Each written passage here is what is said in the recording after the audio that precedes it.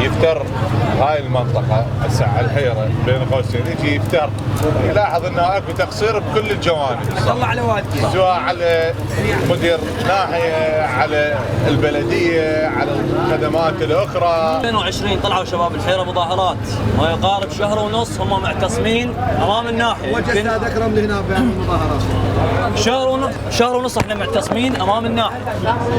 مدير الناحية يعاملنا بطبقية وكأنما احنا هو من ديرة واحنا من ديرة اخرى، خاصة بهاي الفترة بعد خسارته بالانتخابات وبعد عدم حصوله على اصوات من الناحية بدأ يتعامل بطبقية فائقة بحيث لا يتجول بالمدينة. حالات قتل صارت بالمدينة مدير الناحية ما يدري، المخدرات بدأت تنتشر بالمدينة المدير الناحية ما يدري، السرقات منتشرة بالمدينة مدير الناحية ما يدري. هسه اوكي جانب امني اوكي، لكن هاي ظواهر موجودة. وين دور مدير الناحية اللي هو ايضا مسؤول لجنة امنية بالمدينة؟ وين دوره؟ مشاريع هسه دا تروح شارع اللهبات المقنص صاعد نازل، وين دور مدير الناحية؟ وين دوره؟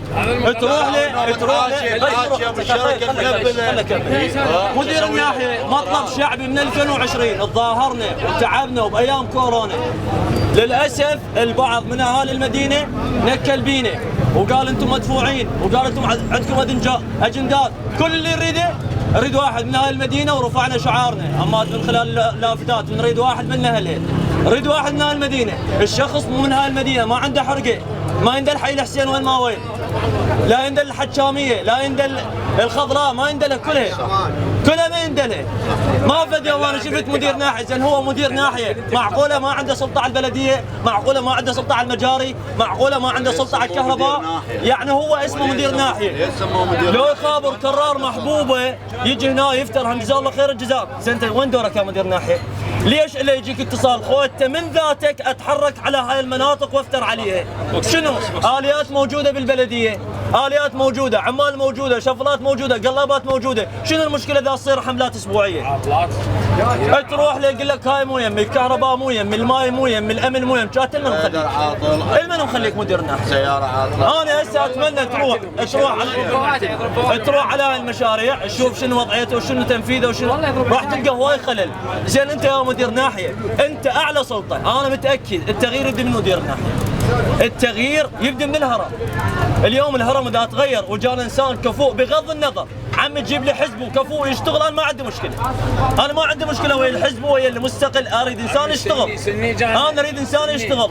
اليوم مطلب اهالي المدينه هو مدير ناحيه خدمي. قلب لك الحيره قلاب سني. ابو هلال اليوم مطلبنا يمكن السيد يأيدني، اليوم نريد مدير ناحيه ميداني، مدير ناحيه يعرف المدينه ايش بيها ما بيها، مدير ناحيه ما عندنا. ها اكرر خلاف شخصي ما عندنا وياه، رجال ابن جاويد وابن عشيره وابن عائله، هاي كلها نحترمها ونقدرها ونعزها ونجلها، ما عندنا مشكله، اما كمسؤول عندنا خلاف ويا عمله. بس مدير الناحيه عمي كان مدير البلديه شنو سوى؟ هو انا جاي احكي على السلطه لان هو كان هسه انا جاي احكي على الهرم. بس مدير الناحيه عمي كان مدير البلديه شنو سوى؟ هو انا جاي احكي على السلطه لان هو كان هسه انا جاي احكي على الهرم. اللي يجي يفتر هاي المنطقة هسه على الحيرة بين قوسين يجي يفتر يلاحظ انه اكو تقصير بكل الجوانب. الله على والدك. سواء على مدير ناحية، على البلدية، على الخدمات الاخرى. يعني تشوف اكو مدراء نواحي تروح للمحافظة وتضغط وتطالب تمام حتى تجيب تخصيصات للناحية مالها. هاي النواحي شنو؟ مدير الناحية بيده كل شيء، هو يقدر يخلي هاي الديره مالته او الناحيه مالته يقدر يخليها من احسن النواحي بالمحافظه ويقدر يهملها تمام. ومدير البلديه كذلك. ابو هلال لما تقترب هاي المناطق راح تشوف اكو اهمال واضح.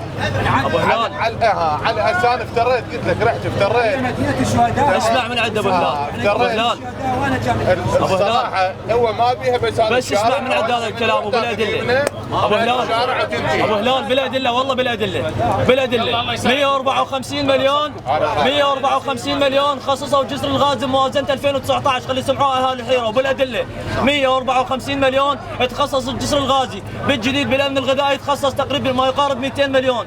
بس على جسر الغازي ورشوه تنفيذ جسر الغازي.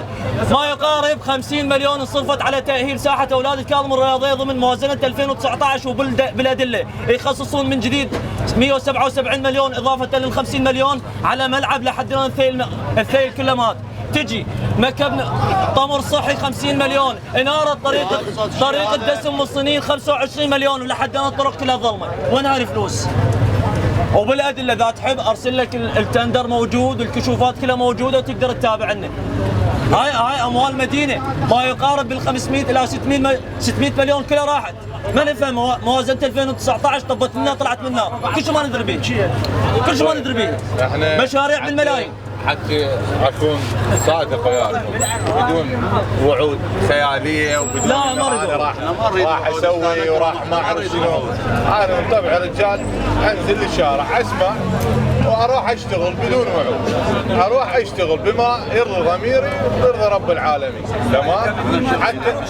حتى ابقى شنو؟ حتى ابقى شنو؟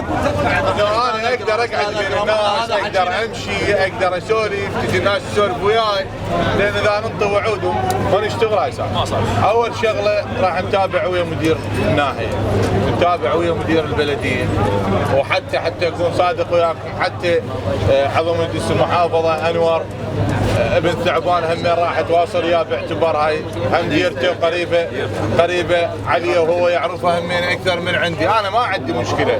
هو هسه انور اذا يجي لهنا ويفتر يندل شو اسمه تمام وما يقصر. انا ادري بيه لا ما يقصر، سلمه بيه حظ وما يقصر. تمام عيني. نتعاون انا وانور